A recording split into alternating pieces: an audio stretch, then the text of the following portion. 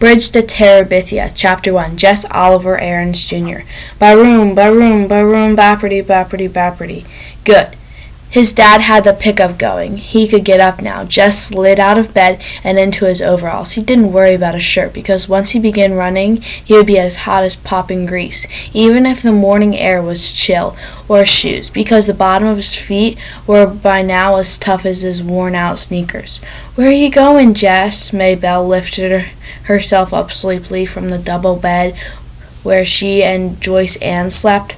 "Shh," he warned. The walls were thin. Mama would be as mad as flies in a fruit jar if they woke her up at this time of day. He patted Maybelle's hair and yanked and twisted the sheet up to her small chin. "Just over the cow field," he whispered. Maybelle smiled and snuggled down under the sheet.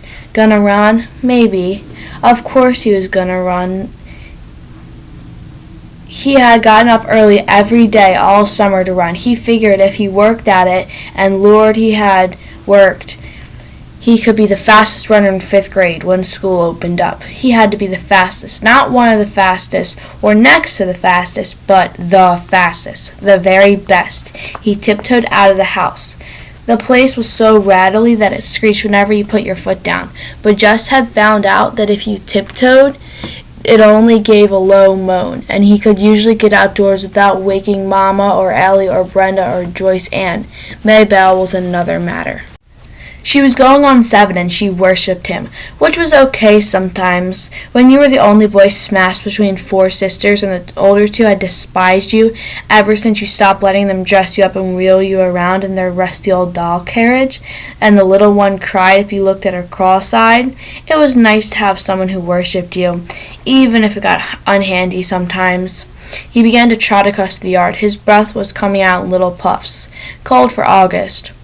But it was early yet. By noontime, when his mom would have him out working, it would be hot enough. Miss Betsy started at him sleepily as he climbed across the scrape head over the fence and into the cow field. "Moo," she said, looking for all the world like another Maybelle with her big, brown, droopy eyes. "Hey, Miss Betsy," Jess said smoothly. "Just go back to sleep." Miss Bessie strolled over to a greenish patch. Most of the field was brown and dry, and yanked up a mouthful. "That a girl, just eat your breakfast. Don't pay me no mind." He always started at the northwest corner of the field, crouched over like the runners he had seen in the wide world of sports. "Bang!" he said, and he took off flying around the cow field. Miss Bessie strolled towards the center, still following him with her droopy eyes, chewing slowly. She didn't look very smart, even for a cow, but she was plenty bright enough to get out of Jess's way. His straw-colored hair flapped hard against his forehead, and his arms and legs out every which way. He had never learned how to run properly, but he was long-legged for a 10-year-old, and no one had more grit than he. Lark Creek Elementary was short on everything, especially athletic equipment, so all the balls went to the upper grades at recess time after lunch. Even if a 5th grader started out the period with a ball, it was sure to be in the hands of a 6th or 7th grader before the hour was half over. The older boys always took the dry center of the upper field for their ball games, while the girls claimed the small top section for hopscotch and jump rope and hanging around talking. So the lower grade boys had started this running thing. They would all line up on the far side of the lower field, where it was either muddy or deep crusty ruts. Early Watson, who was not good at running but had a big mouth, would yell, "Bang!" and they'd race to a line they towed across the other end. One time last year, Jess had won. Not the first heat, but the whole shebang. Only once, but it had put into his mouth a taste for winning. Ever since he'd been the 1st grade, he'd been that crazy little kid that draws all the time. But one day, April the 22nd, a drizzly Monday it had been, he ran ahead of all of them. the red mud sloshing up through the holes in the bottom of his sneakers. For the rest of the day, until after lunch of the next day, he had been the fastest kid in 3rd, 4th, and 5th grades. And he only a 4th grader. On Tuesday, Wayne Pettis had won again, as usual, but this year Wayne Pettis would be in 6th grade. He'd play football until Christmas and baseball until June with the rest of the big guys. Anyone who had a chance to be the fastest runner by Miss Bessie this year, it was going to be Jess Oliver Aarons Jr. Jess pumped his arms harder and bent his head for the distant fence. He could hear the 3rd grade boys screaming him on. They would follow him around like a country music star, and Maybelle would pop her buttons. Her brother was the fastest and the best. That ought to give the rest of the 1st graders something to chew their cuds on. Even his dad would be proud. Jess rounded the corner. He couldn't keep going quite as fast, but he continued running for a while. It would build him up. Maybelle would tell Daddy so it wouldn't look as though Jess was a bragger. Maybe Dad would be so proud he forgot all about how tired he was from the long drive back and forth to Washington and digging and hauling all day. He would get right down on the floor and wrestle the way they used to. Old Dad would be surprised at how strong he'd gotten in the last couple years. His body was beginning to quit, but Jess pushed it on. He had to let that punchy chest of his know who was boss. Jess, it was Maybelle yelling from the other side of the scrap head. Mama says you ought to come in and eat now. Leave the milking till later. Oh, crud, he'd run too long. Now everyone would know he'd been out and start in on him. Yeah, okay, he turned, still running, and headed for the scrap head. Without breaking his rhythm, he climbed over the fence, scrambled across the scrap head, and thumped Maybelle on the head. Ow! And trotted on into the house. Well, look at the big Olympic star, said Ellie, banging 2 cups on the table so that the strong black coffee shot out, sweating like a knock-kneel mule. Jess pushed his damp hair out of his face and plunked down on the wooden bench. He dumped 2 spoonfuls of sugar into his cup and slurped it to keep the hot coffee from scaling his mouth.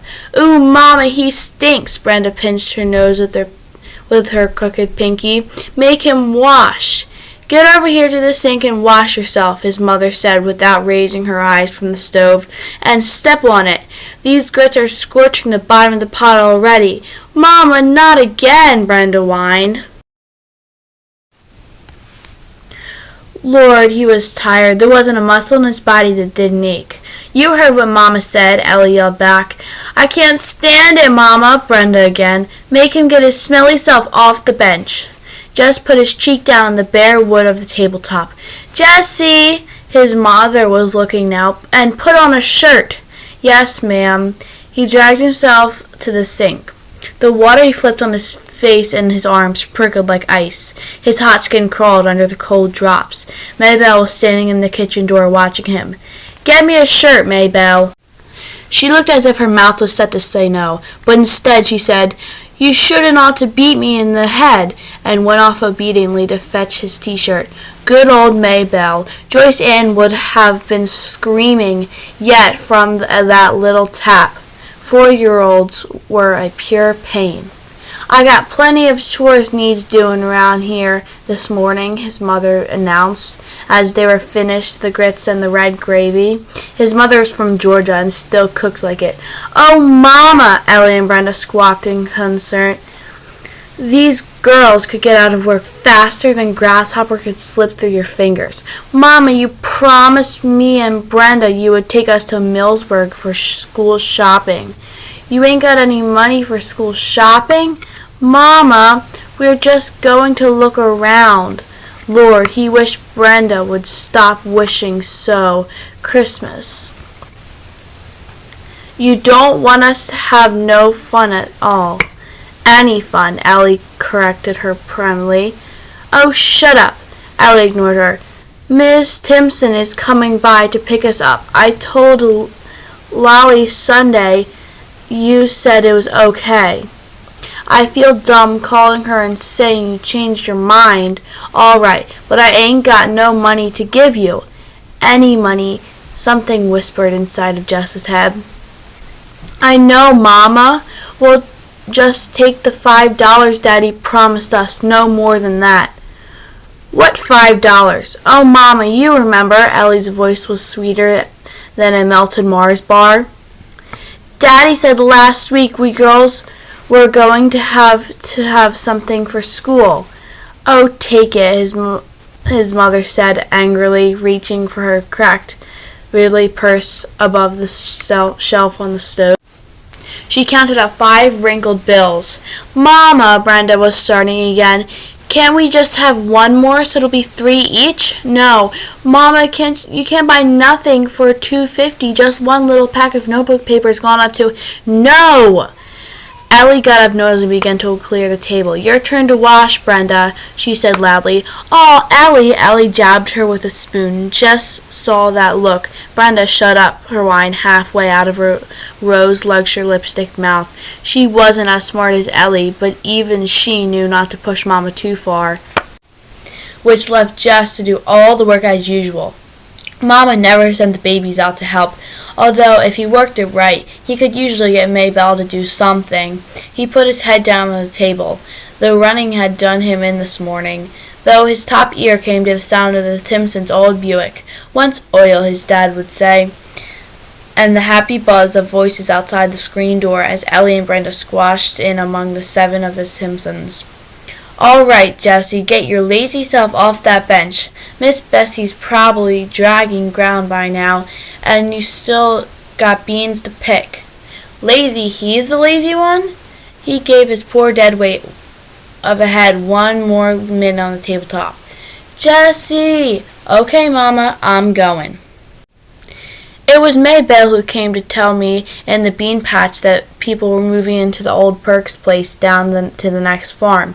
Jess wiped his hair out of his eyes and squinted. Sure enough, a U-Haul was parked right by the door, one of those big jointed ones. These people had a lot of junk, but they wouldn't last. The Perks place was one of those ratty old country houses you moved into because you had no decent place to go and moved out just as quickly as you could. He thought later how particular it was that here was probably the biggest thing in his life, and he had just shrugged it off as nothing. The flies were buzzing around his sweating face and shoulders. He dropped the beans into the bucket and squatted with both hands. Get me my shirt, Maybelle. The flies were more important than any U-Haul. Maybelle jogged to the end of the row and picked up his T-shirt from where he had been discarded earlier. She walked back, holding it with 2 fingers way out in front of her. Ew, it stinks, she said, just as Brenda would have. Shut up, he said, and grabbed the shirt away from her. That is the end of Chapter 1 from Bridge to Terabithia. I just wanted to check in real quick to tell you guys that I have another channel called Gator Girls. And if you guys want to see like blogs and stuff I do in my normal life, I started posting on that, so make sure to go check it out. See you guys later for the next chapter. Bye.